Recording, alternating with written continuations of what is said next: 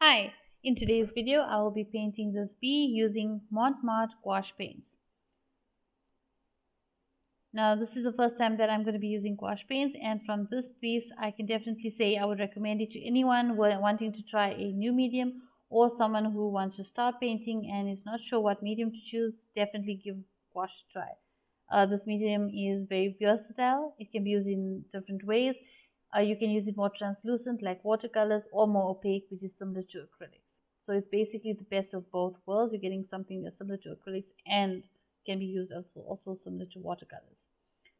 So what I've done initially, I've done the sketch using a water-soluble graphite pencil, and then I'm going over with some base layers for the bee and some of the flowers, and I'm going in now with some black just to get some of those dark areas and on the legs and the patterns of on the bee's body.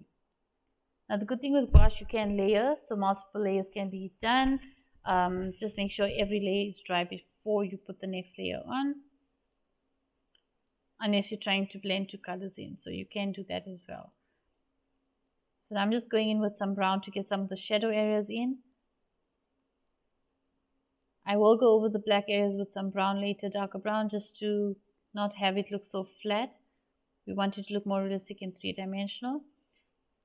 So when you're painting anything realistic, make sure you pay close attention to your reference photo, because you want to pay attention to the direction of the hairs and on the different parts of the body, as well as the length of the hairs. Certain areas will have shorter hairs, certain areas will have longer hairs. Also pay close attention to the shadows and the highlights. Remember the value is very important when creating more realistic drawings. And I know a lot of beginners, they get afraid to go too dark because then you can't fix it up. If it's too dark, you can't lighten it up. Now with watercolors, you usually need to preserve the lighter areas, and also you can work from light to dark. But with gouache, you are able to go light over dark as well, similar to acrylics. So for beginners that have that problem where they go too dark, you can use gouache.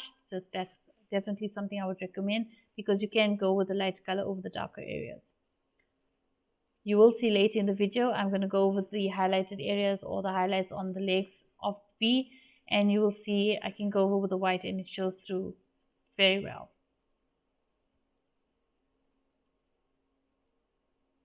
Now the paper I'm using for this is the Amedeo 140 GSM mixed media paper.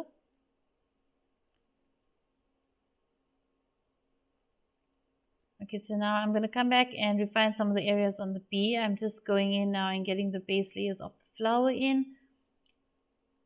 Now with gouache, you can use it as much of with water. It depends on how much water you use. So you can use it similar to watercolors if you use more water, and you can get a more lighter translucent colors. And if you are using it more opaque, then you can use it similar to acrylics.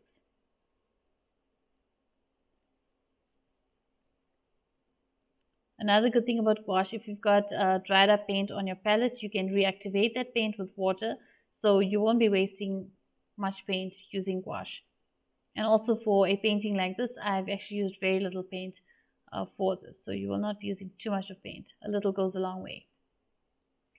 So now I'm just adding a little bit of a green background just to give the bee some atmosphere and give it a bit of an environment around it. Now for this, I'm doing more of a wash similar to watercolors. I'm using water just to get that wash on there, and I'm also using a hair dryer just to speed up drying time and also to set the paper back to its original state and not let it warp too much. The hair dryer prevents the paper from warping too much.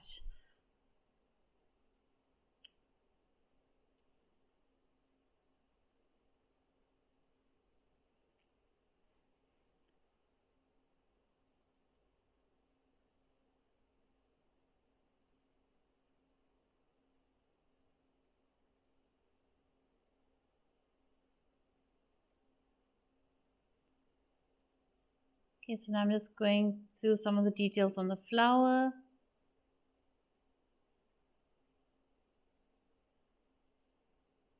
And also refining some of the richer colors on the bee.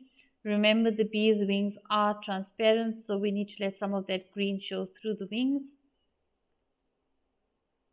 And there you can see I've added the highlights on the legs, and the white shows through very well considering it's on black and dark brown. So now I'm just going in and adding some of the darker areas and shadow areas of the petals to give it a more three-dimensional look, because we still are aiming to get a bit more of a realistic look.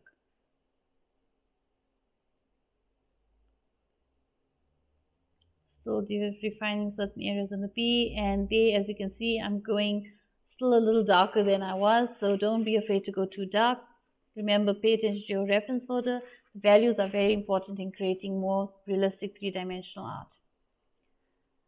So now I'm just going in and adding in those flowers and some details on the flowers and shadow areas and highlights.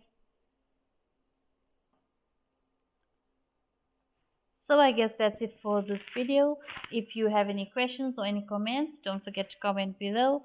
I hope this video has been helpful to you, and if you've enjoyed this video, don't forget to hit the like button, and also don't forget to subscribe.